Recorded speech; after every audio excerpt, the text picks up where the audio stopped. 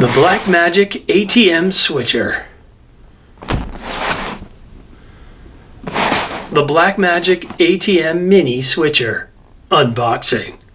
So I got this bad boy because it's replacing this, the Roland 3G SDI video switcher.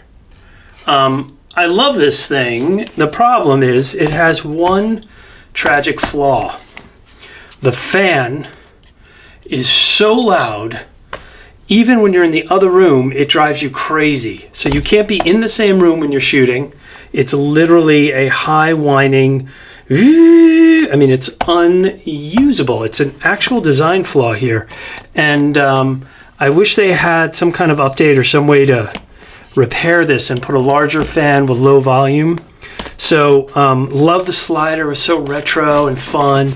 It ran SDI, which I was using. I have two Sony PTZ cameras, which have SDI as well as HDMI's. So this was a terrific thing, but I can't stand the fan. And it's just not usable because of that. So we are at the ATM Mini, which I'm praying will be quieter. And we will do an unboxing. Here we go. Let's open that bad boy up. ATM has, Blackmagic always has beautiful stuff. Look at that. It's a little welcome pamphlets, right? It's kind of like a card. Thank you. Getting started. Download instruction manual. Excellent. Love it. Software installer. Download DaVinci Resolve 16. That is awesome. I really love that they keep trying to make this DaVinci better and better and better. So impressed with that. So far, I can't use it, but there's just too many glitches so far for me. Maybe 16 will work even better, and I can commit to it. Let's open this. Ooh, some type of box in here. Let's try to open that up in some way. There we go. Looks like power adapters. Yep. And power supply. Wall wart. Ooh, look at this cutie little thing. Oh my gosh.